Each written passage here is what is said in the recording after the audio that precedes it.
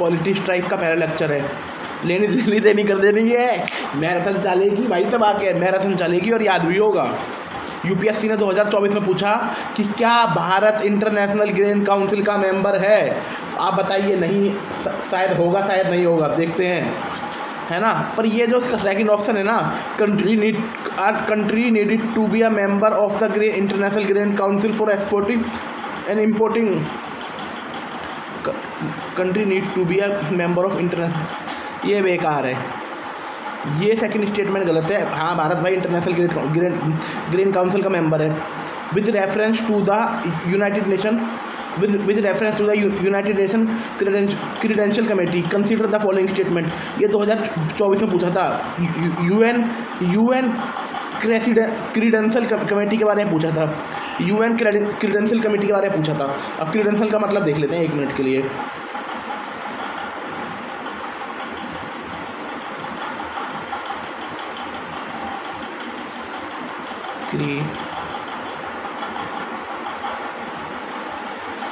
United Nation credential committee क्या काम करती है?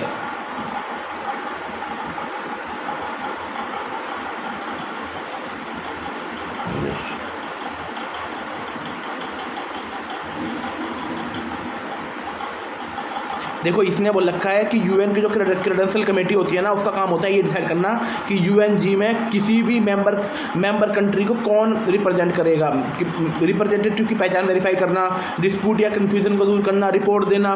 मतलब जो यार जो क्लर्क वाला काम है ना, वो ये करती है, क्लर्क वाला काम, कि it is a committee set up by the UN security council and security council and work under its supervision. देखो, मैं एक बात बताऊँ, ये बहुत सिंपल चीज़ है भाई। वो यूएन सिक्योरिटी काउंसिल के अंदर कैसे हो जाएगी? बहुत सिंपल काम करती है।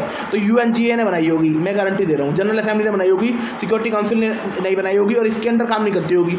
यार ये कोई बहुत नॉर्मल काम है, कोई वीआईपी काम तो है नहीं कि जो इसके अंदर काम करेगी। ये साले जो एक P5 देते हैं, ये ऐसा छोड़ने वाले हैं क्या?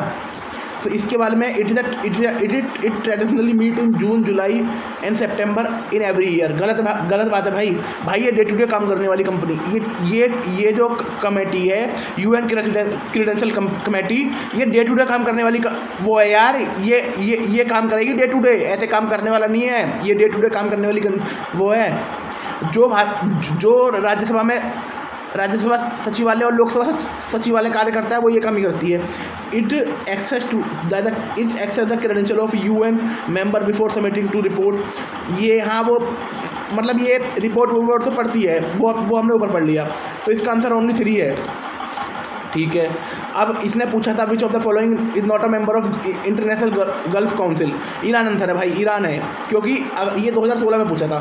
बहुत इजी है यार, ये तीनों कंट्री सऊदी अरेबिया, ओमान और कुवैत। सऊदी अरेबिया, ओमान और कुवैत गल्फ काउंसिल का एक क्वेश्चन पूछ चुका है। सऊदी अरेबिया, ओमान और कुवैत शिया कंट्री है, ये सुन्नी कंट्री, सॉरी ये शिया कंट्री है, ईरान ये सुन्नी कंट्री है। इन दोनों इनकी बनती नहीं है, ईरान की माफिया करने के लिए लगे रहते हैं ये। फिर यूपीएससी ने 2017 में पूछा था with reference to Asia Pacific ministerial conference on housing and urban development consider the statement. Asia Pacific की जो हाउसिंग एंड अर्बन डेवलपमेंट की जो काउंसिल है, उसके बारे में पूछा था। It the first AMP and CHUD was held in the India in 2006 as a theme of emerging। देखते हैं, India host all the ministerial conference in the partnership with ABD। भाई पहला भी गलत है, दूसरा तो पूरा ही गलत है। होस्ट ऑल द मतलब है, कोई ऑल द कैसे कर लेगा इंडिया? एनुअल मिनिस्ट्रियल कॉन्फ्रेंस, और पहली मीटिंग भी नहीं हुई थी। ये फैक्ट वाला है। जो दूसरा वाला है, चलो इसे तो आप एक बार को गलत कर सकते हो। जो पहले वाला है ये फैक्ट है, लेकिन अब हमने कर दिया इसे गलत, ठीक है। देन अब ये इसका एक्सप्लेनेशन पढ़ लेते हैं। 2024 वाले का पहले पढ़ने का एक्सप्लेनेशन पढ़ लेते हैं, है ना।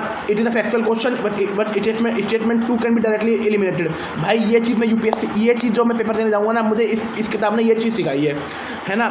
Export and import common commodities like wheat and rice can not be subjected to the condition of being a member. अब आप ये देखिए, भारत जो वो बनाए ना, अभी ये ग्रुप बना है, इसमें 4 पिलर हैं। एक तो इन्वायरमेंट है, क्लीन इकोनॉमी है, और एक और है ट्रेड है। उसमें USA, उसमें टोटल 14 मेंबर हैं। उसका नाम देखूंगा पीछे में। भारत उसमें ट्रेड वाले सेक्शन में नहीं है, तो दुनिया में कौन, भारत सारा WTO को तो पूछ नहीं रहे, उसको तो पूछ नहीं रहे, ये जो कौन है, ये इंटरनेशनल ग्रेन काउंसिल, इसे कौन पूछेगा? काम कर अपना, इसे हटाओ। अब जो ये आएगा ना, अब मैं ये पेपर है ऐसे फोड़ूंगा, देखना आपको मुक्के मारूंगा, है ना। Like wheat and rice not subjected to community of being a member, कौन पूछ रहा है of international body, however statement can not be जज, मतलब स्टेटमेंट फैक्चुअल है पर सेकंड वाला तो पूरा ही गलत है। अब इंटरनेशनल ग्रेन काउंसिल के बारे में पढ़ लेते हैं। इंटर गवर्नमेंटल ऑर्गेनाइजेशन है, ठीक है, नॉन प्रॉफिट नहीं है, इंटर गवर्नमेंटल है। Aim to enhance market transparency in the global grain sector, भाई मार्केट ट्रांसपेरेंसी के लिए है। India is a indeed member of IGC, international grain council का मेंबर है इंडिया। इंडीड का मतलब देख लेते हैं,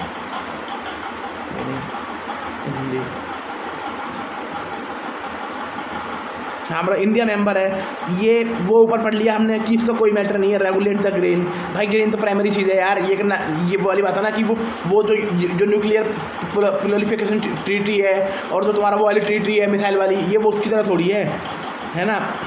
this primary provide data and forecast analyse of grain market, data देता है, मेनली रिसर्च के सेक्टर में काम है। मेंबरशिप इज़ नॉट, भाई ज़रूरी नहीं है कि आपको भैंचो कौन पूछेगा इसे, हटाओ इसे। Countries trade based on domestic policies and international trade agreement, WTO rules not ICG। अब ठीक है, ये हो गया, ये सिंपल सी बात है, इंडिया इसका मेंबर है, ठीक है। बस एक फैक्ट हमने अब तक पढ़ा है, इंडिया इसका मेंबर है। और GCC के, अब GCC के मेंबर कौन है? सऊदी अरब है, ओमान एंड कुवैत है। GCC के सऊदी अरब, ओमान, कुवैत, UAE हो गया, बहरीन हो गया, कतर हो गया, टोटल 6 मेंबर हैं। सबसे सिंपल पॉइंट है ये। अब यूनिवर्सल पोस्टल यूनियन के बारे में पढ़ लो, सिंपल सी चीज़ है, ज़्यादा दिमाग लगाना नहीं है। रिलीज ऑफ कॉमरेटिव स्टैम्प, भाई से 150 साल हो गई universal postal stamp, universal postal union को 150 साल हो गई, है ना। और ये ले लीजिए, ठीक है। और India post the world largest postal network.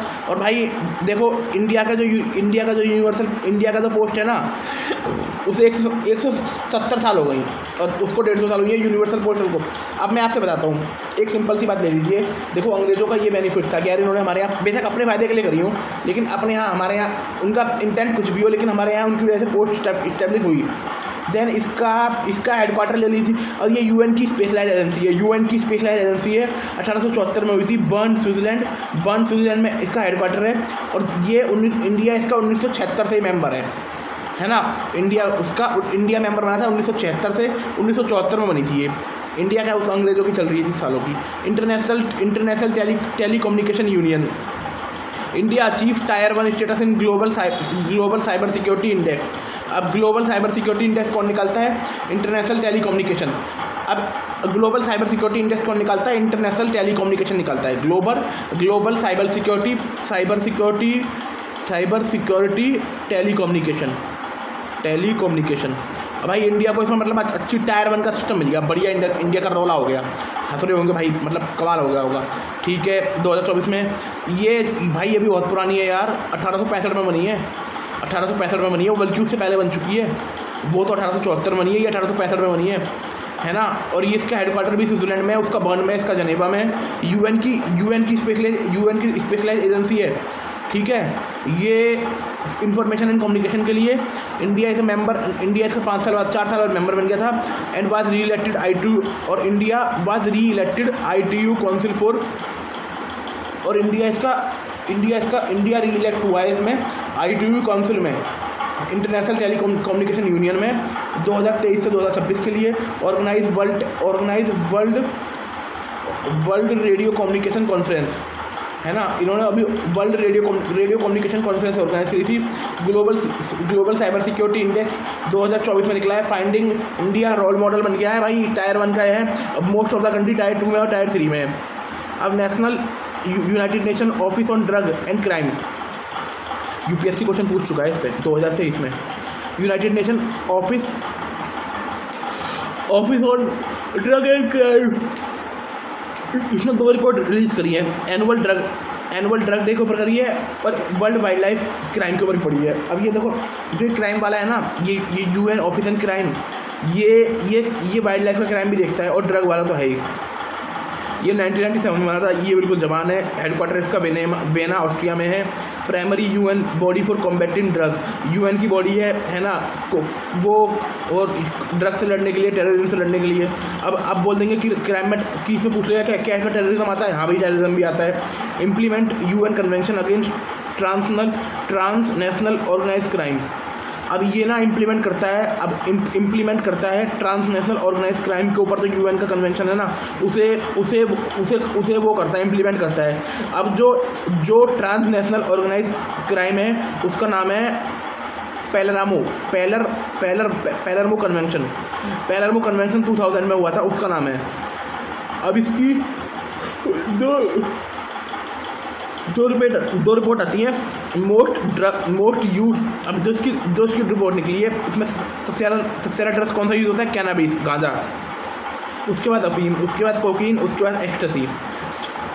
Cannabis, अफीम, कोकीन एंड अब ये सबसे ज़्यादा पूछ लेगा सबसे ज़्यादा हीरोइन यूज़ हो रहा है, सबसे ज़्यादा ओफीम यूज़ हो रहा है ना भाई ना, सबसे ज़्यादा गांजा यूज़ हो रहा है। अब गोल्डन ट्रायंगल में देख लीजिए, लाओस है, म्यांमार है, थाईलैंड और इसे आप डेथ ट्रायंगल बोलते हैं, डेथ ट्रायंगल। अब ये हमसे यूपीएससी पूछता है भाई डेथ ट्रायंगल में कौन कौन है? लाओस है, म्यांमार है, Thailand, Laos, Myanmar, Thailand, Laos, लामा था। अब गोल्डन क्रिसेंट में अफगानिस्तान है, पाकिस्तान है, ईरान है, इसे डेथ क्रिसेंट बोलते हैं। ट्रिपल फ्रंटियर एरिया, अब ट्रिपल फ्रंटियर एरिया में अर्जेंटीना है, ब्राज़ील है, पैराग्वे है ना। अर्जेंटीना पहले का देश, ब्राज़ील नहीं, अर्जेंटीना मेसी का देश, ब्राज़ील पहले का देश और पैरागुआ, ठीक है ये हो गए। कैनाबिस भाई कनाडा में, यूएस में और पैरागुआ में, उग्रवे में तुम्हारा लीगल है। Regional anti crime initiative support bye UNOCD, regional anti crime initiative देख लीजिए। अब ये पूछ सकता है स्वान, SAWEN, ये स्वान क्या है? वाइल्ड लाइफ इन्फोर्समेंट का है।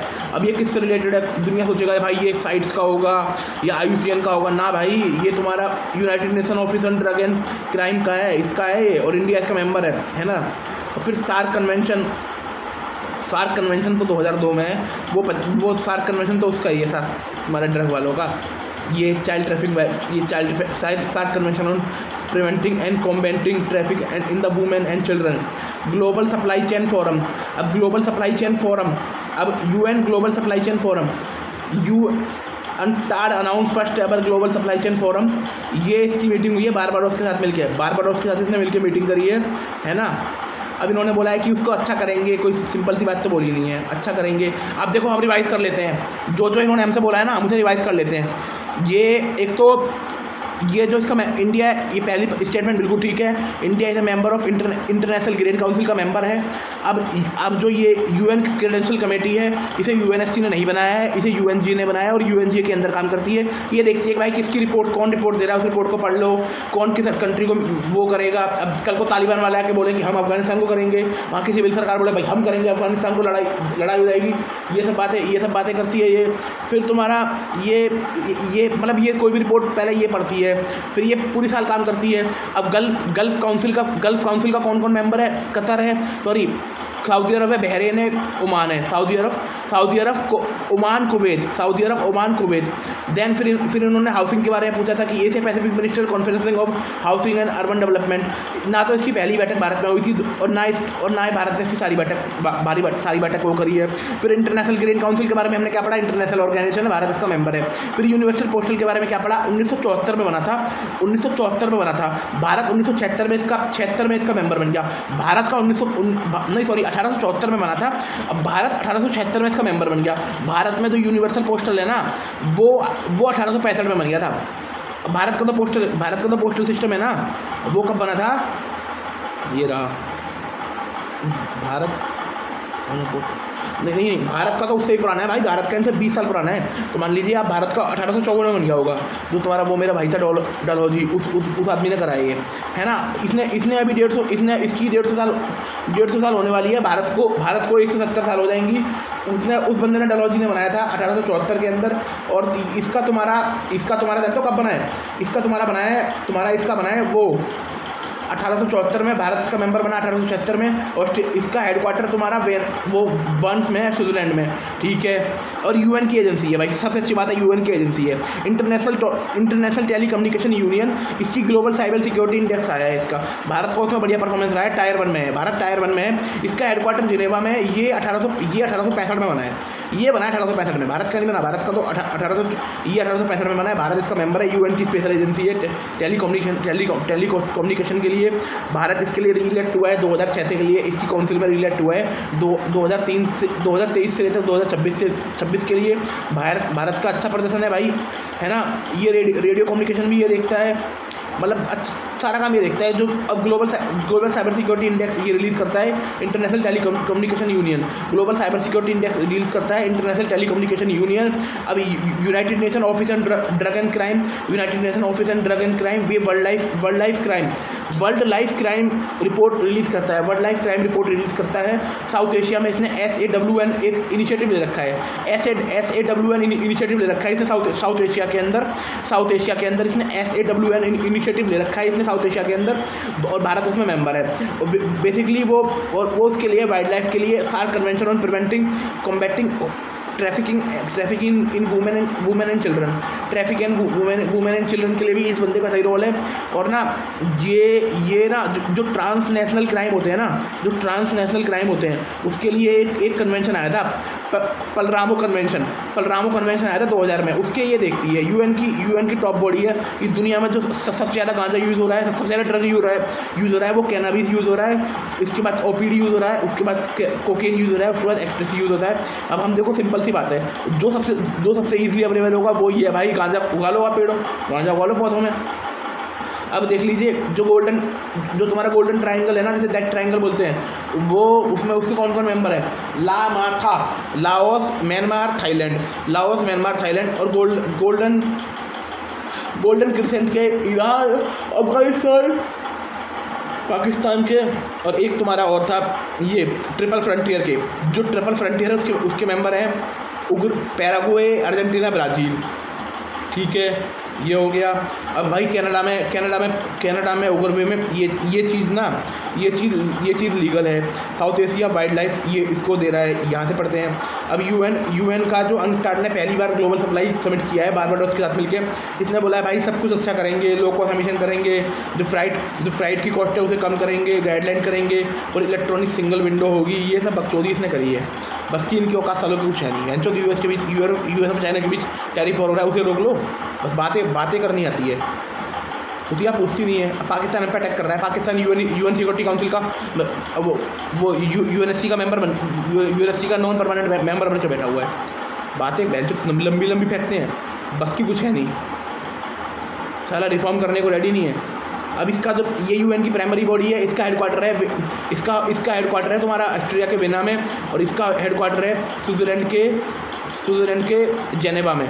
जो टेलीकम्युनिकेशन का है, पोस्टल वाले का हेडक्वार्टर तुम्हारा कहाँ पर है? पोस्टल वाले का हेडक्वार्टर है तुम्हारा वहाँ पर बर्न में, ठीक है। ये 1997 में बना था, ठीक है। ये 2 रिपोर्ट निकालता है, एक तो वर्ल्ड वाइल्ड लाइफ क्राइम निकालता है और ड्रग टेक ओवर रिपोर्ट निकालता है। वाइल्ड लाइफ क्राइम से जुड़ा फैक्ट तुम्हारा ये है सोमान, ठीक है। ये हो गया। अब देख लेते हैं दूसरा क्वेश्चन जो यूपीएससी ने पूछा था, है ना। जो यूपीएससी ने जो दूसरा क्वेश्चन पूछा था, ये पूछा था यूपीएससी ने पॉलिटी में, who was the provisional president of constituent assembly before Rajendra Babu. ये तो सचिदानंद सिन्हा है, ये तो सबको ही पता है, SP सिन्हा साहब, है ना। ये एक यूपीएससी ने 2004 में पूछा था, which of the following statement is correct. ये इसका आंसर ये है, constituent assembly of India was elected by provincial assembly in provincial assembly 1946, ठीक है ना। गलत है, इसमें बोल रखा है जनवरी 2000 उसमें भाई दिसंबर 1946 में बैठक शुरू हुई थी। कॉन्स्टिट्यूशन ऑफ इंडिया अडॉप्टेड नहीं भाई, अडॉप्ट किया था भाई, कितने कब वो नवंबर में अडॉप्ट किया था, है ना। और इस दिन तो लागू किया था। अब फिर इसने हमसे पूछा है with reference to Indian history the member of constituent assembly from provinces were directly, मतलब कौन थे? Elected by provincial assembly of legislative, directly elected by people, nominated by the national, ये तो बेकार है, इन मुस्लिम लीग, ये जो प्रोविंशियल असेंबली थे ना, जैसे मान लो जैसे राष्ट्रपति के लिए लोग चुन के आते हैं ना, जैसे राज्यसभा के लोग चुन के आते हैं, वैसे भेजे गए थे। और पार्शली इलेक्टेड थी, पार्शली वो थी, ठीक है। अब क्या हुआ, 9 नवंबर 1946 में कॉन्स्टिट्यूएंट असेंबली बनी। पहली मीटिंग हुई 9 नवंबर 1940 में कॉन्स्टिट्यूएंट असेंबली की पहली मीटिंग हुई। 9 दिसंबर 1940 में कॉन्स्टिट्यूएंट असेंबली की पहली मीटिंग हुई और जब तक चलती रही, जब तक since election of the permanent president has not taken place, SP Sinha, the senior most member, was appointed as a provincial president, ठीक है। 11 तारीख को राजेंद्र बाबू को चुन लिया गया। 11 तारीख को राजेंद्र प्रसाद जो भारत के पहले राष्ट्रपति थे, उनको उसका प्रेसिडेंट चुन लिया गया। बताओ क्या हो रहा है बंदे का। The idea of constituent assembly was, M N Roy साहब ने लिखी थी। एम एन रॉय साहब ने रखा था पहले 1934 में। ये डायरेक्ट लक्ष्मीकांत से रखा है। British government accepted, British government ने ना, British government accepted demand for constituent assembly in principle through. August offer में पहली बार डिमांड को माना था। अगस्त ऑफर में पहली बार डिमांड को माना था 1940 में। 1940 में अगस्त ऑफर ने पहली बार कॉन्स्टिट्यूएंट असेंबली के डिमांड को माना था। Cabinet mission plan 1940 let down framework for the formation of, और जो नींव रखी ना, जो नींव रखी वो जो कैबिनेट मिशन प्लान आया था ना 1940 में, उसने रखी थी, जिसमें एलेक्जेंडर वो AB अलेक्जेंडर थे, लॉर्ड पैट्रिक थे, स्टेफर्ड क्रिप्स थे। इन लोगों ने रखी थी। जो नींव रखी थी ना, वो इन लोगों ने रखी थी, ठीक है। नींव रखी थी, इन लोगों ने रखी थी, ठीक है। The constituent assembly was constitute in November 1940। ये नवंबर द कॉन्स्टिट्यूट असेंबली जो ये कॉन्स्टिट्यूट हो गई थी नवंबर 1940 को, जब इसकी टोटल स्ट्रेंथ थी 389 मेंबर। वो 292 + 4 आने से प्रोवेंस वो ब्रिटिश इंडिया से, 93 मेंबर आने से तुम्हारा प्रिंसली स्टेट से मुस्लिम लीग की फट गई थी, उसने आने से मना कर दिया था। साले पैंचों को मार के भगाना, चप्पल से मारना चाहिए सालों को। The first session of constituent assembly was held in December 1940। पहला सेशन दिसंबर 1940 को हुआ था, जो SP सिन्हा साहब ने हेड किया था प्रोविंशियल प्रेसिडेंट से। 11 दिसंबर 1940 को राजेंद्र बाबू को परमानेंट प्रेसिडेंट चुन लिया गया था। Objective revolution by JL Nehru, है ना, जो नेहरू जी ने 13 दिसंबर 1940 को ऑब्जेक्टिव रिवॉल्यूशन रखा था और 22 जनवरी 1947 को उसे पास कर लिया गया था। ड्राफ्टिंग कमेटी बनाई गई थी 9 अगस्त 1947 को। 9 अगस्त 1947 को ड्राफ्टिंग कमेटी बनाई, 29 अगस्त 1947 को ड्राफ्टिंग कमेटी बनाई गई थी। 29 अगस्त 1947 को ड्राफ्टिंग कमेटी बनाई गई थी। पहला ड्राफ्ट जो आया था ना फरवरी 1948 में आया था। पहला ड्राफ्ट आया था फरवरी 1948 में। सेकेंड ड्राफ्ट आया था अक्टूबर 1948 में। फाइनल ड्राफ्ट आया था इसका 4 नवंबर 1948 में। फरवरी, अक्टूबर और तुम्हारा नवंबर, फरवरी, अक्टूबर, नवंबर, है ना। टोटल मान लो 76-35 अमेंडमेंट को बात की गई थी, जिसमें से 273 अमेंडमेंट को एक्चुअली डिस्कस किया गया था। कॉन्स्टिट्यूशन वाज अडॉप्टेड किया गया था 26 नवंबर 1949 को और फोर्स किया गया था 26 जनवरी 1950 को। कॉन्स्टिट्यूशन इज ओरिजिनली 395 आर्टिकल थे। ओरिजिनली कॉन्स्टिट्यूशन में 22 पार्ट थे, 1 शेड्यूल थे। कॉन्स्टिट्यूएंट जो सेशन हुए थे ना असेंबली के, 11 सेशन हुए थे। 2 साल 11 महीने थे। 2 साल 11 महीने 17 दिन, टोटल 64 लाख रुपए लगे थे। और स्पेन ड्राफ्टिंग एलिफेंट को as a symbol of seal use किया गया था। एलिफेंट को as a symbol of seal use किया गया था। अब जो यहाँ तक पढ़ा है ना, उसको एक बार रिवाइज कर लेते हैं। देखो, पहली बात तो 9 दिसंबर 1940 को ना, 9 दिसंबर 1940 को पहले शुरू से पढ़ते हैं। जो पहली बार हमारी जो कॉन्स्टिट्यूशन की बात मानी गई थी ना, वो अगस्त ऑफर में मान ली गई थी भाई, चलो ठीक है बना लो। फिर जो कैबिनेट मिशन आया था ना, जिसमें AB अलेक्जेंडर थे, स्टेफर्ड क्रिप्स थे और पैट्रिक लॉरेंस थे, इन लोगों ने उसकी नींव रख दी थी। फिर ये 1940 में आया था। फिर नवंबर 1940 में ना चुन लिए गए थे, जिसमें से 389 मेंबर थे, जिसमें से 292 प्लस में 4 ब्रिटिश इंडिया से थे और 93 मेंबर थे तुम्हारा प्रिंसली स्टेट से। मुस्लिम लीग की फट गई, उसने आने से मना कर दिया। सालों के मुंह पर चप्पल मारनी चाहिए थी, बहन चौधों के मुंह पे। हराम के पिल्ले सही के साले कट्टर थे ना, हराम के पिल्ले में बस की तो कुछ था नहीं, बस वही पीपड़ी बजाते रहे। और एम एन रॉय भाई, एम एन रॉय को 1934 में ना इसका वो मान लिया गया था भाई। एम एन रॉय बंदे ने बोला था, जो कम्युनिस्ट पार्टी का बंदा है, कि भाई ये कॉन्स्टिट्यूशन बनाओ। फिर अगली साल 1935 में कांग्रेस ने भी मांग कर दी थी। अब जो कॉन्स्टिट्यूएंट असेंबली का जो पहला सेशन था ना, वो 9 दिसंबर 1940 को हुआ था। अब भाई पहले दिन थोड़ी प्रेसिडेंट चुन लोगे, तो एसपी सिन्हा साहब को चुन लिया गया था। और फिर 11 दिसंबर 1940 को ना 1940 को राजेंद्र बाबू को चुन लिया गया था। 13 दिसंबर 1946 को नेहरू जी ने ऑब्जेक्टिव रिवोल्यूशन रख दिया था। 22 जनवरी 1947 को उसे एक्सेप्ट कर लिया था। 29 अगस्त 1947 को ड्राफ्टिंग कमेटी बनी थी। ड्राफ्टिंग कमेटी ने 3 बार ड्राफ्ट दिए, फरवरी 1948 है ना, अक्टूबर 1948 और नवंबर 1948। 76-35 अमेंडमेंट आए थे, 76-35 अमेंडमेंट आए थे, ठीक है। जिसमें से अब ये बोल देंगे कि आधे अमेंडमेंट डिस्कस किए गए थे। नहीं भाई, आधे भी डिस्कस नहीं किए थे। 24-73 को डिस्कस किया गया था। कॉन्स्टिट्यूशन को ना 26 दिसंबर 1949 को भाई अडॉप्ट किया गया। 26 जनवरी 1950 को लागू कर दिया गया। 395 आर्टिकल थे, 22 पार्ट थे, 8 शेड्यूल थे। कॉन्स्टिट्यूशन असेंबली ने 11 सेशन लिए थे, है ना। 2 साल 11 महीने 17 दिन 64 लाख रुपए लगे थे। और ऐसा हाथी का सिंबल यूज़ किया था, अडॉप्ट किया था, ठीक है। अब देख लेते हैं भाई, अब इसको और फैक्ट देख लेते हैं क्या क्या मैटर है। बी एन राव साहब को कॉन्स्टिट्यूशनल एडवाइज़र अपॉइंट किया गया था। कमाल के, बहुत पढ़े लिखे बंदे थे यार, मतलब रियली वेरी टैलेंटेड मैन, बहुत टैलेंटेड मैन थे ये। एच वी आर अयंगर साहब को, बी एन राव नहीं, एच वी आर अयंगर साहब को सेक्रेटरी बनाया गया था। सेक्रेटरी कौन थे भाई? एच वी आर अयंगर यार, कितने बड़े लोग थे। एस एन मुखर्जी को चीफ ड्राफ्टमैन था।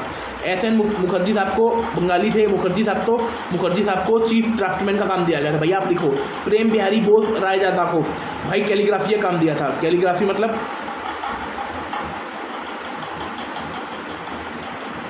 कैलीग्राफी एंड ड्राफ्टिंग में क्या फ़र्क है?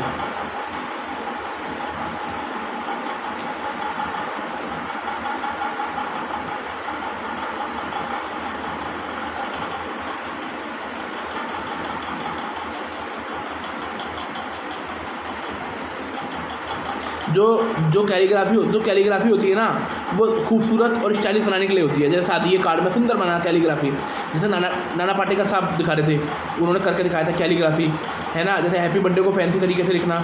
और जो ड्राफ्टिंग होती है ना, वो नक्शा बनाना, कि जैसे किसी बिल्डिंग का मतलब नक्शा बनाना, एग्जैक्ट डिज़ाइन बनाना, ये ड्राफ्टिंग का काम सौंपा था। जो चीफ ड्राफ्टिंग का काम सौंपा था ना, वो एस एन मुखर्जी ड्राफ्टमैन थे, जो एस एन मुखर्जी थे। कैलीग्राफी का काम प्रेम बिहारी नारायण रायजादा को सौंपा था। और जो नंदलाल बोस थे और बेहोर राम मनोहर सिन्हा थे, इनको बोला था भाई डेकोरेट करो कॉन्स्टिट्यूशन को। और जो कॉन्स्टिट्यूशन का हिंदी वर्जन था ना, उसे कैलीग्राफ किया था बसंत कृष्ण वैद्य ने। जो हिंदी वर्जन था उसे किया था बसंत कृष्ण वैद्य ने। बी एन राव एडवाइज़र थे, एच आर अयंगर सेक्रेटरी साहब थे। और तुम्हारा एस एन मुखर्जी साहब को ड्राफ्टिंग का काम सौंपा गया था। प्रेम बिहारी रायजादा साहब को सौंपा गया था और कैलीग्राफी का काम। और तुम्हारा नंदलाल बोस और बेओर राम मनोहर सिन्हा को भाई को बोला सौंपा था भाई कॉन्स्टिट्यूशन को सजा दो जल्दी से। और तुम्हारा जो हिंदी वाले कैलीग्राफर थे ना, हिंदी वाले जिन्होंने कैलीग्राफ का काम किया था, उनका नाम था बसंत कृष्णा वैद्य, है ना। आप ये मान लीजिए टोटल 76-35 अमेंडमेंट आए थे, जिसमें से ऑलमोस्ट मान लीजिए 50% से भी कम को डिस्कस किया गया भाई। तो इतना टाइम लग गया यार। नेशनल फ्लैग अडॉप्ट किया गया 22 जुलाई 1947 को। और नेशनल फ्लैग अडॉप्ट किया 22 जुलाई 1947 को। नेशनल एंथम अडॉप्ट किया 24 जनवरी 1949 को। नेशनल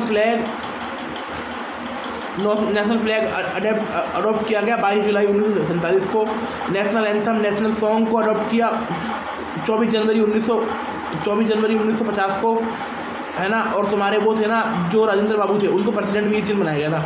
और वही जो राजेंद्र प्रसाद थे, उन्हें चुन लिया गया था, पर ओथ दिलाई थी 26 जनवरी 1950 को। और मई 1949 में बोल दिया कि भारत भाई कॉमनवेल्थ का मेंबर रहेगा। First meeting of constituent assembly as a dominion legislature. जो कॉन्स्टिट्यूएंट असेंबली की जो पहली मीटिंग हुई थी ना, एज अ डोमिनियन लेजिस्लेचर के रूप में, वो नवंबर 17 1947 को हुई थी। अब ये पूछ सकते हैं कि कॉन्स्टिट्यूएंट असेंबली की डोमिनियन लेजिस्लेचर के रूप में पहली मीटिंग कब हुई थी? 17 नवंबर 1947 को, जिसे जीवी मावलंकर साहब ने स्पीकर के रूप में काम किया था, Ganesh Vasudev Mavalankar. Constituent assembly as a provisional parliament from 26 January 1950 to 51-52। Government of India act and the Indian independence act 1947 were repealed, उन्हें रिपील कर दिया गया विद एडॉप्टेशन ऑफ। जैसे इंडियन कॉन्स्टिट्यूशन को हमने अडोप्ट किया 1947 को, और 1935 के एक्ट को हमने अबॉलिश कर दिया गया। प्रिवी काउंसिल जुरिडिक्शन, जो प्रिवी काउंसिल की जुरिडिक्शन थी ना, 1949 में कर दी गई। However continue independent. बाकी ये तुम्हारा 1952 में पहला बार इलेक्शन हुआ। Major committees and chairman, major committee and their chairman, union power committee JL Nehru, union power committee JL Nehru, union constitution committee, union power committee JL Nehru, union constitution committee JL Nehru, provincial committee मेरे प्यारे पटेल साहब, drafting committee भगवान अम्बेडकर, और advisory committee जिसमें तुम्हारा ये था advisory committee on fundamental right, minority affair, tribal and excluded area. Patel साहब को फंडामेंटल जो एडवाइजरी कमेटी बनाया गया था, जो फंडामेंटल राइट पे करेगी, माइनॉरिटी पे करेगी, ट्राइबल एंड एक्सक्लूड एरिया पे करेगी, जिसमें पटेल साहब थे। सब कमेटी अंदर एडवाइजरी कमेटी। फंडामेंटल राइट में जेबी कृपलानी साहब को मेन बंदा बनाया गया। फंडामेंटल राइट में जेबी कृपलानी साहब को बोला बेटे आप आगे बढ़ो। फंडामेंटल राइट में बोला होगा जेबी कृपलानी को भैया आप आगे बढ़ो। माइनॉरिटी सब कमेटी में SC मुखर्जी को आगे बनाया गया। माइनॉरिटी सब कमेटी में SC मुखर्जी को आगे बनाया गया। ठीक है, माइनॉरिटी सब कमेटी में north east frontier tribal area in Assam excluded by partially included sub committee. Gopinath Bardoloi partially exclude area other than Assam के अलावा जो दूसरी कमेटी थी ना, उसके AB ठक्कर थे। जो आसाम से रिलेटेड ट्राइबल कमेटी थी उसके गोपीनाथ बारदोली थे, और जो आसाम के अलावा कमेटी थी उसके AB ठक्कर साहब थे। North east frontier tribal north east के लिए खान अब्दुल गफ्फार खान, ये सारा गया नहीं था पाकिस्तान। एंड तुम्हारा खान अब्दुल समद खान एंड मेहरचंद। जो नॉर्थ वेस्ट फ्रंटियर के लिए थे अब्दुल गफ्फार खान, समद खान है ना, समद खान और मेहरचंद, ये सब लोग थे।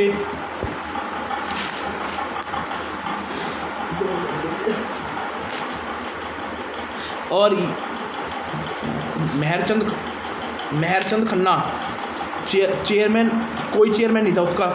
People rule of procedure committee Rajendra Babu. State committee for negotiation president state JL Nehru खुद। स्टीयरिंग कमेटी खुद JL नेहरू। अब माइनर कमेटी देख लीजिए। फाइनेंस में राजेंद्र प्रसाद साहब का हल्ला था। Finance committee and staff committee.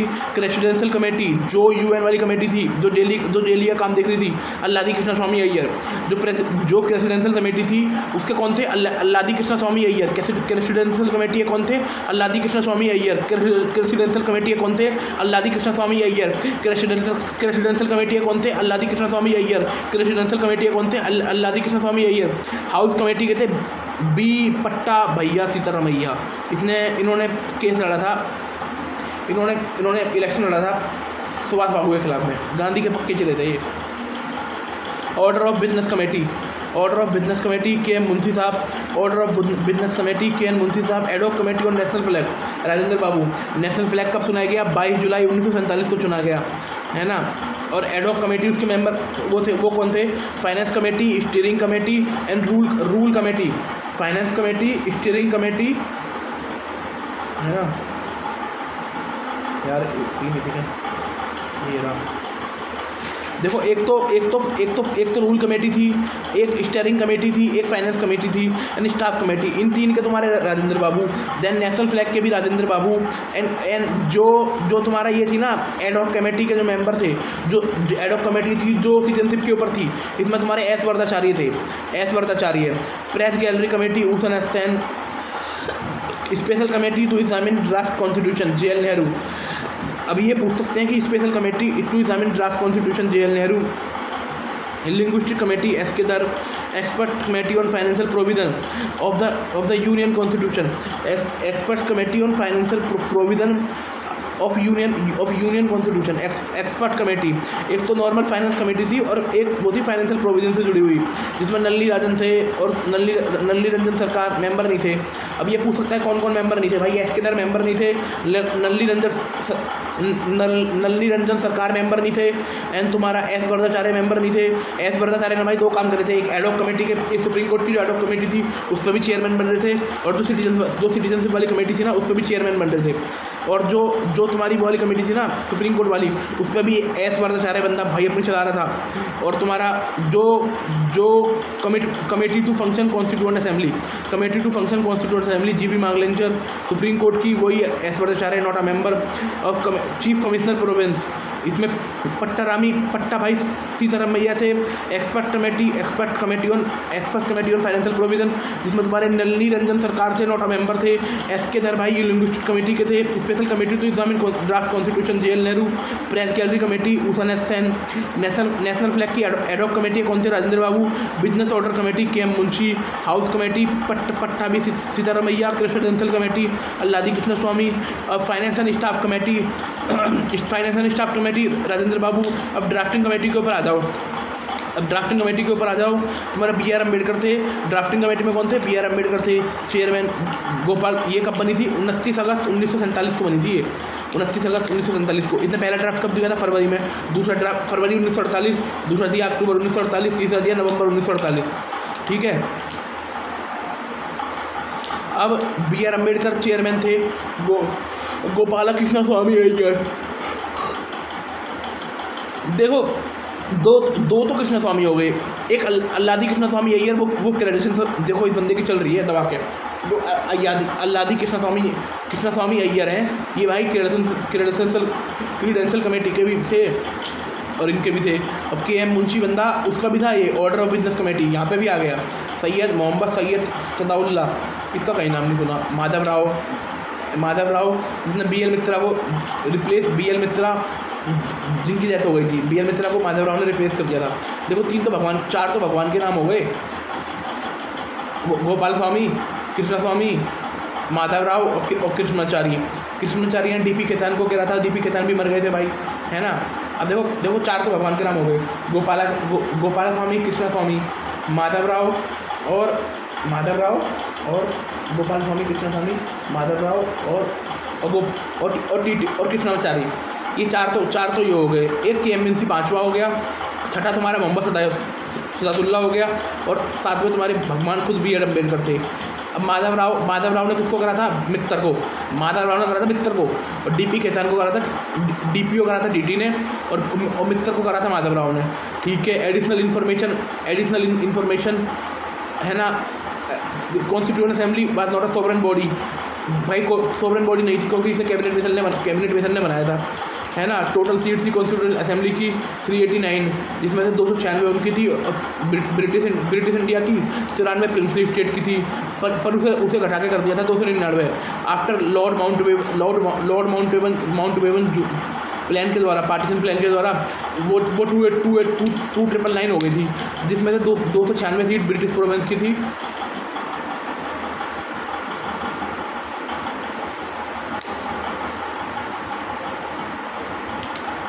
जिसमें से तुम्हारा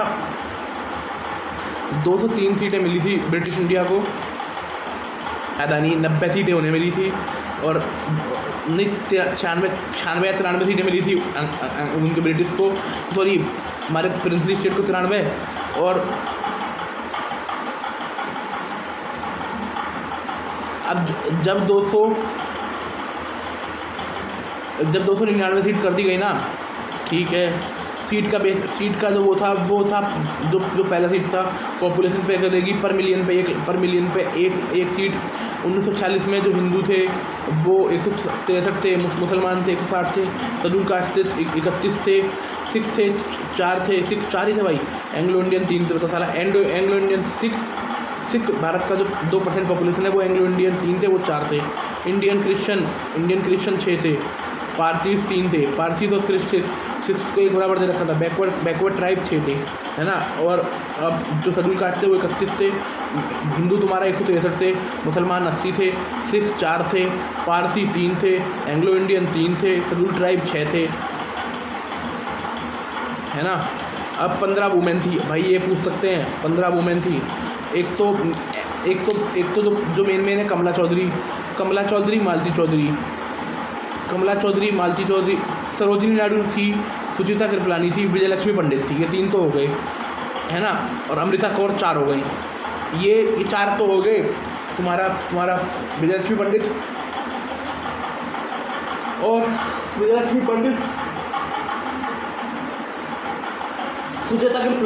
सुचेता कृपलानी, विजयलक्ष्मी पंडित, सुचेता कृपलानी मैडम, और तुम्हारा एक अमृता कौर, एक तुम्हारा थी वही सरोजिनी नायडू। 4 तो हो ही गए प्रोमिनेंट। देन उसके बाद तुम्हारा कमला चौधरी, मालती चौधरी 6 हो गए। और एक तुम्हारा हो गई लीला रॉय, रेणुका रॉय, ये हो गए 8 हो गए ये लोग। फिर एक तुम्हारा थी अम्मू स्वामीनाथन और दक्षयानी वेलुंदम, दुर्गाबाई देशमुख है ना, ये दुर्गाबाई देशमुख एक वो थी। हंसा मेहता साहब थी, मालती चौधरी थी, पूर्णिमा बनर्जी थी, राजकुमारी तो वही हो गई, ठीक है 15 ही हो गई। अम्मू स्वामीनाथन, NA मैस्करी थी, बेगम एजाज रसूल थी। कोई पूछ ले कि कितनी मुस्लिम थी, हाउ मच मुस्लिम, ये तो मतलब पूछेंगे नहीं, पर एक मुस्लिम वूमेन थी, बेगम एजाज रसूल, है ना। बेगम एजाज रसूल थी। टोटल 15 थी। अब ये पूछ सकता है टोटल कितनी थी, 15, आप कोई भी पूछ ले। एक दक्षयानी थी, दक्ष की, है ना। एक अम्मू थी, एक एन्नी थी, एक बेगम थी, एक दुर्गाबाई थी, एक कमला चौधरी थी, एक हंसा मेहता थी, एक मालती चौधरी थी, एक पूर्णिमा थी, और राजकुमारी अमृता कौर थी, सरोजिनी नायडू थी, सुचिता कृपलानी थी, विजयलक्ष्मी पंडित थी, रेणुका रॉय थी, रेणुका चौधरी, है ना। इंडियन कॉन्स्टिट्यूशन हाथ से लिखा गया था। No printed copy was made initially, पहले हाथ से लिखा गया था। India did not have any separate flag, India के पास कोई फ्लैग नहीं था जब तक कॉन्स्टिट्यूशन नहीं बना। पर फ्लैग तो हमने 22 जुलाई 1947 को कर लिया ना।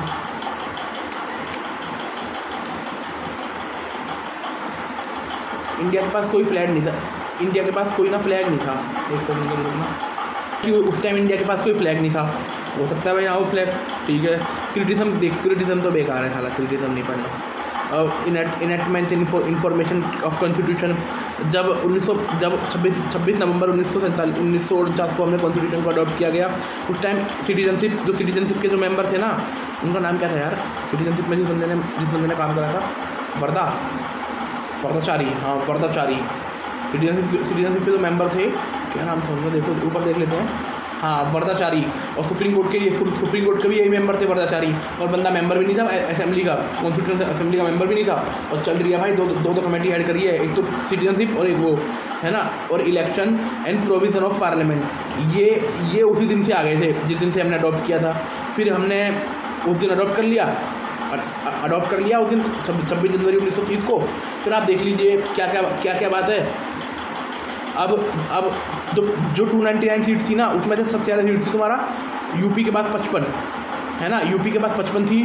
देन मद्रास के पास 49 थी, बॉम्बे के पास 21 थी, बंगाल के पास 19 थी, ईस्ट पंजाब के पास, ईस्ट पंजाब क्या होता है बेंचो, पंजाब के पास 12 थी, बिहार के पास 36 थी, और सेंट्रल प्रोविंस जिसे मध्य प्रदेश बोलते हैं, और बरार के पास 17 थी, असम के पास 8 थी, उड़ीसा के पास 9 थी, दिल्ली के पास 1 थी बस। अब दिल्ली के पास 7 है। दिल्ली जो अगर उसमें देखा जाए ना मल्टीप्लाई में, दिल्ली सबसे ज़्यादा तरक्की करी है दिल्ली ने।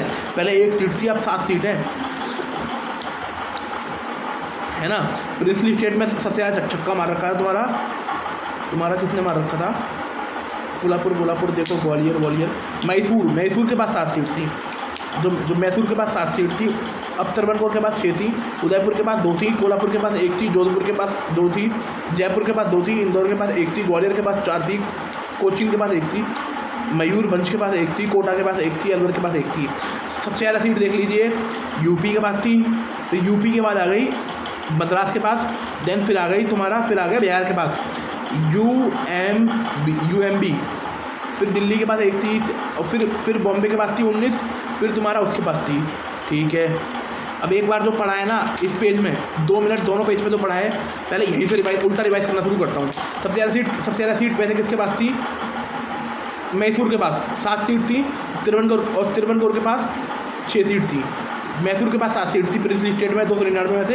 तो तिरवन कोर के पास ना, तिरवन कोर के पास वो थी। और जब 389 से 299 सीट कर दी गई ना कॉन्स्टिट्यूएंट असेंबली की, तो आप मान लीजिए 70 सीट मिली प्रिंसली स्टेट को, 229 सीट मिली तुम्हारा इनको ब्रिटिश इंडिया को, है ना। अब आप उसमें से सबसे ज़्यादा 55 सीट उसके पास थी, फिर मद्रास के पास थी 49 सीटें, देन फिर तुम्हारा इसके पास थी 36 सीटें बिहार के पास, है ना। सर बिहार के पास कितनी ज़्यादा सीटें थी। फिर क्रिटिसिज्म तो हमें पढ़ना नहीं है, पर जैसे 1949 को 26 नवंबर 1949 को जब कॉन्स्टिट्यूशन लागू हुआ था, तो कुछ पार्ट कॉन्स्टिट्यूशन के उस दिन ही लागू कर दिए थे। जैसे इनमें से एक था सिटीजनशिप, उस दिन लागू कर दिया था, जिसके जो इसके माइनर कमेटी के मेंबर थे ना, जो इसके हेड थे, वो थे एम वरदाचार्य। और एम वरदाचार्य भाई वो सुप्रीम कोर्ट के भी हेड थे, एडहॉक कमेटी के। और भाई बंदा मेंबर नहीं था उसका, ना लल्ली रंजन सरकार मेंबर थी, है ना। अब इलेक्शन एंड प्रोविजनल पार्लियामेंट के उस दिन कर दिए थे। फिर पूर्ण स्वराज का मैटर था, इस वजह से उसे अडॉप्ट कर लिया गया था 26 जनवरी 1950 को। अब इसने बोला India did not have a separate flag law at time of adoption of. India के पास फ्लैग लॉ नहीं था जब तक हमने कॉन्स्टिट्यूशन अडॉप्ट किया था। फ्लैग लॉ बाद में आया है, पर फ्लैग हमने 22 जुलाई 1947 को अडॉप्ट कर लिया। अब जवाहरलाल नेहरू की famous speech tits with destiny, ये 14-15 रात को दी गई थी, special session of constituent assembly. भाई जो कॉन्स्टिट्यूएंट असेंबली का स्पेशल सेशन था वहाँ पर दी गई थी। कॉन्स्टिट्यूएंट असेंबली के टोटल 11 सेशन हुए थे, 2 साल 11 महीने 17 दिन लगाया था, 65 लाख रुपये खर्च हुए थे, है ना। 65 लाख रुपये खर्च हुए थे, है ना। ठीक है। अब इसके जो महिला थी 15 महिला मेंबर थी। सरोजनी नायडू थी, एक तुम्हारा अमृता कौर थी, एक दक्ष करके थी, एक अम्मा थी, एक एनी थी, एक बेगम थी, एक मालती चौधरी एंड कमला चौधरी, एक लीला रॉय एंड रेणुका रॉय, एक तुम्हारा विजयलक्ष्मी पंडित थी, और सुचिता कृपलानी थी। एक फेमस और रह गई भाई, एक और रह गई, विजयलक्ष्मी पंडित, सुचिता कृपलानी, अमृता कौर, है ना। और दुर्गाबाई हंसा मेहता, ये हो गए पूरे दुर्गाबाई हंसा मेहता। और ये दक्षिणी, मालती, कमला और पूर्णिमा बनर्जी रह गई थी। पूर्णिमा मैडम भी मेंबर थी उसकी, है ना। अब जो मान लीजिए जो 349 जो तुम्हारी सीट थी ना, वो 389 सीट थी बंटवारे से पहले, तो जिसमें से 163 सीट तो हिंदुओं की थी, 80 सीट मुसलमानों की थी, 4 सीट सिखों की थी, 31 सीट शेड्यूल ट्राइब की थी, 6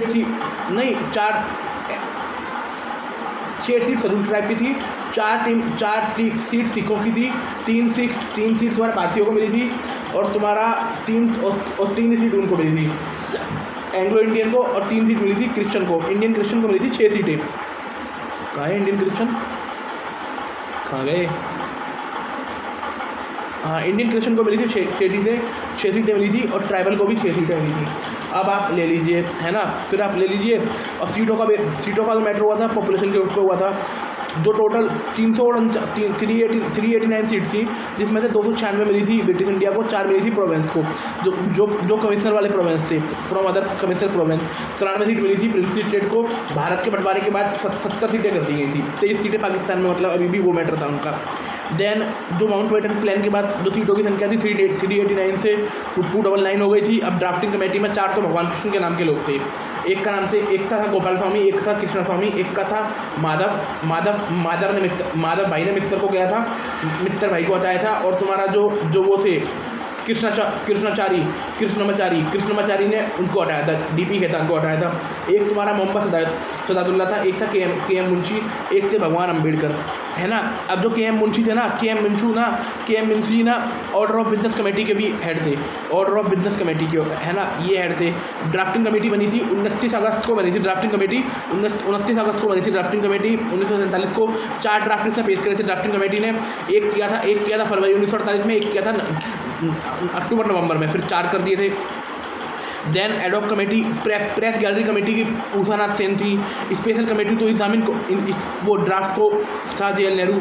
एंड तुम्हारा एक फाइनेंशियल मैटर के ऊपर एक कमेटी, फाइनेंशियल एंड स्टाफ के ऊपर एक कमेटी थी, उसके राजेंद्र प्रसाद थे। Rajendra Prasad rule and steering committee के भी हेड थे, है ना। एक फाइनेंशियल मैटर की जांच करने के लिए कमेटी थी, उसके नल्ली सरकार थे, और नल्ली सरकार but not a member. SK Dharwad also not a member, जो लिंग्विस्टिक कमेटी के थे, है ना। अब ये चीफ कमिश्नर प्रोविंस के थे पट्टाभी सीतारामैया। GP मावलंकर तुम्हारे committee of function of constituent assembly, ये जब कॉन्स्टिट्यूएंट असेंबली के फंक्शन थे। एडॉक कमेटी के भी राजेंद्र बाबू थे। KM Munshi order of business committee के थे। हाउस कमेटी के थे एम पट्टाभी सीतारामैया। देखो दो का बन गया, बताओ, देखो क्या नसीब है। सुभाष बाबू यार, जिस बंदे ने इलेक्शन हरा दिया था ना, वो बंदा देखो कहीं और है, मतलब जो यार वो योगदान देकर चले गए, वो कहीं और है। और जो हारे थे ना, बस जिनका काम था चापलूसी करना, वो दो कमेटी के हेड बने बैठे हैं, है ना। दुख होता है। एक हाउस कमेटी, ये बंदा हेड था किसका, हाउस कमेटी का, और ये और थे हेड किसके, यार उनके पास कितनी नॉलेज। सुभाष जी के पास क्या, सुभाष जी के बारे में क्या पढ़ाया जा रहा है, इसके बारे में रटाया जा रहा है, बताओ। ये हारे थे।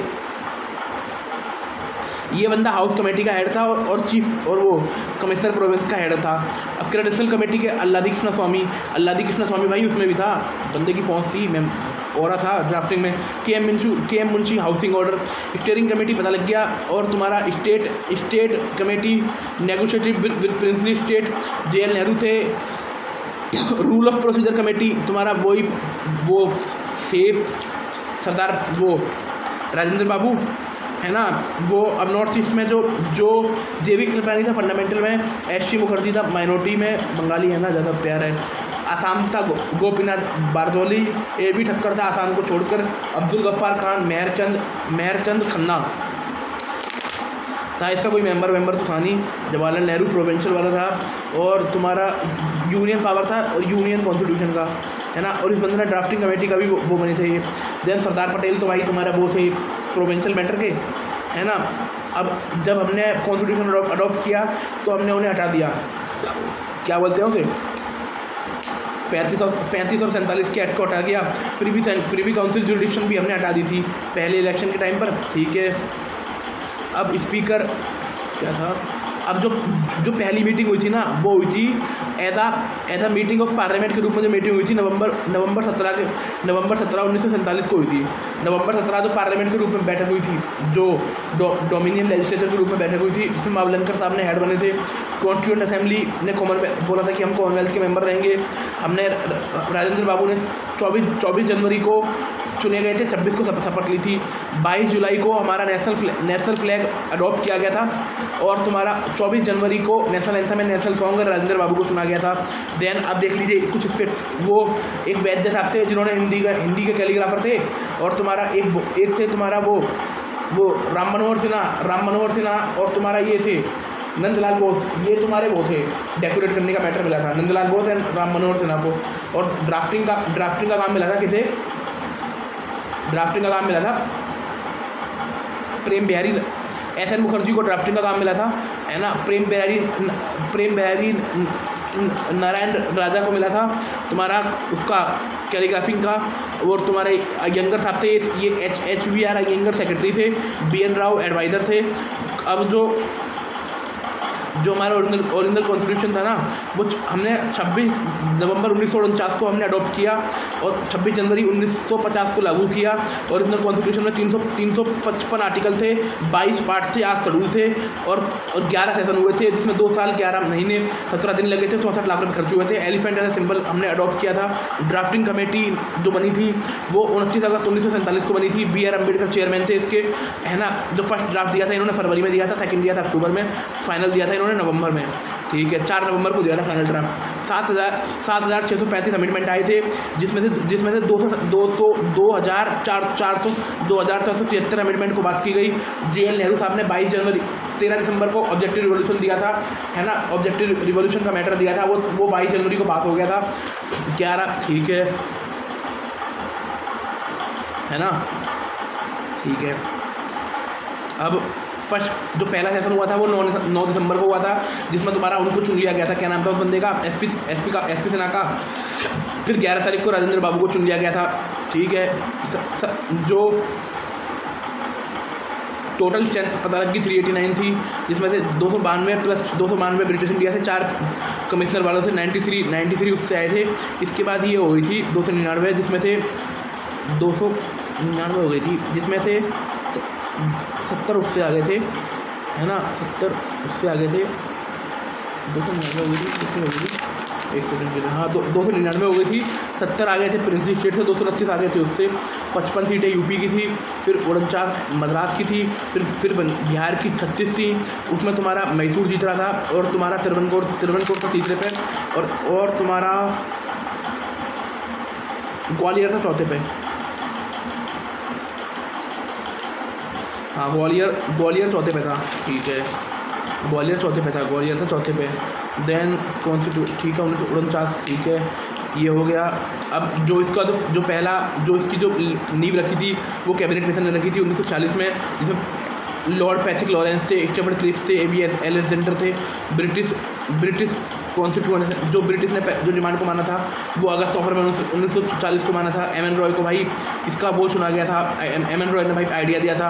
उससे पहले हमने एस पी सिन्हा का मैटर सुन लिया है, एस पी सिन्हा को चुना गया था। फिर तुम्हारा ये देख लेते हैं कि ना ये तो गलत है, देन ये अडॉप्ट नहीं, इसे लागू हुआ था, है ना। और ये था ना कॉन्स्टिट्यूएंट असेंबली, जो कॉन्स्टिट्यूएंट असेंबली चुनी गई थी ना, जो प्रोविंशियल असेंबली के लोग चुने गए थे ना, उन्होंने कॉन्स्टिट्यूएंट असेंबली को चुना था, इलेक्टेड बाय। ये यूपीएससी ने दो बार पूछा है, 2004 में 2013 में, है ना, प्रोविंशियल चुना गया था। फिर यूपीएससी ये देख लीजिए, ग्लोबल सप्लाई चेन के ऊपर एक मीटिंग हुई थी जिसमें तुम्हारा बारबाडोस था और यूएन टेड था, जिसमें यूएन टेड ने पहली बार इस टाइप की सप्लाई चेन के ऊपर मीटिंग हुई थी। Then UN office on drug and crime, UN office and dragon crime का मैटर हुआ था तुम्हारा 1997 में बनाया। ये यूएन की स्पेशल एजेंसी है जो ड्रग क्राइम का देखती है, और ये ट्रांसनेशनल क्राइम भी देखती है। जो पैलीमोर तुम्हारा वो हुआ था ना कन्वेंशन, 2000 में हुआ था ना, 2000 में पैलीमोर कन्वेंशन हुआ था, ये हुआ था। इसकी 2 रिपोर्ट आती है, वाइल्ड लाइफ क्राइम के ऊपर रिपोर्ट आती है ना। और जो साउथ एशिया में स्पैम करके चल रहा है ना वाइल्ड लाइफ क्राइम के ऊपर, ये है। एक सार्क में इसका चल रहा है, ह्यूमन ट्रैफिक में इसका मैटर चल रहा है। अब इसमें इसमें एक है तुम्हारा ट्रिपल फ्रंटियर में तुम्हारा ब्राज़ील है, अर्जेंटीना है और पैरागुआ है ना। और कैनबीस सबसे ज़्यादा ड्रग यूज़ किया जाता है। फिर ओपीड है, फिर तुम्हारा वो है, तीसरे नंबर पर क्या आता है, कोकेन, फिर तुम्हारा कोकेन है, ठीक है। और गोल्डन जिसमें दैट ट्रायंगल में तुम्हारा लामापा में तुम्हारा ये मान लीजिए ला में लाओस, थाईलैंड म्यांमार, ठीक है। पाकिस्तान अफगानिस्तान ये तो पता ही लग गया। और कनाडा उगरवे में और यूएसए में लीगल है, ठीक है। पलामो ये हो गया। हेडक्वार्टर 1987 में बना था, हेडक्वार्टर वेना ऑस्ट्रेलिया में है। यूएन की परमानेंट बॉडी है। 2 रिपोर्ट आती है, एक annual drug report, drug day वाले दिन आती है, और तुम्हारा वाइल्ड लाइफ क्राइम के ऊपर रिपोर्ट आती है। इंटरनेशनल टेलीकम्युनिकेशन यूनियन 1865 में बना था। भारत 1869 में इसका मेंबर बन गया था। इसका हेडक्वार्टर स्विट्ज़रलैंड के जनेवा में है ना, स्विट्ज़रलैंड के जनेवा में इसका हेडक्वार्टर है। भारत 2023 के लिए तक 2026 में इसका मतलब वो काउंसिल का बनाया। इसने रेडियो कम्युनिकेशन पे एक वो ऑर्गेनाइज करी थी अभी। और ना इसकी ग्लोबल साइबर सिक्योरिटी इंडेक्स आती है इसकी। भारत उसमें टायर 1 पे आया है, ठीक है, टायर 1 पे आया है। Most of the country tyre 2 है ना। हेडक्वार्टर जिनेवा में 1965 में है। अब यूनिवर्सल पोस्टल का जो मैटर है ना, यूनिवर्सल पोस्टल का मैटर है, ये 1976 में बनाया 1874 में। भारत 1976 में इसका मेंबर बन गया था। और ये ना इसे इधर 150 साल हो गई है। इसका हेडक्वार्टर बर्न में है, और ये भी यूएन की स्पेशल एजेंसी है, ये भी है ना। हेडक्वार्टर इसका बर्न में, ठीक है। और भारत से पुराना है। भारत का 170 साल बाद होने वाला है। इंडियन ग्रीन काउंसिल का मेंबर है। पर ये ज़रूरी नहीं है कि भाई ये बकचोदी की परमिशन लो। वो करने से पहले गल्फ काउंसिल GCC में जो मेंबर है, सऊदी अरब है, कतर है, ओमान है। सऊदी अरब, ओमान, कुवैत। अब जो यूएन प्रेसिडेंशियल कमेटी है ना, UNGA, जो यूएन प्रेसिडेंशियल कमेटी है, जो वाली प्रेसिडेंशियल कमेटी थी, उसके मेंबर कौन थे? अल्लादी कृष्णा स्वामी नहीं, उसके मेंबर कौन थे प्रेसिडेंशियल के? हाँ, अल्लादी कृष्णा स्वामी उसके मेंबर थे, उस वाली प्रेसिडेंशियल के। ये UNG ने बनाई है, डेली काम देखती है फाइल रिपोर्टिंग का। कोई भी फाइल सबमिट होगी सबसे पहले इसके पास जाएगी। ठीक है, थैंक यू।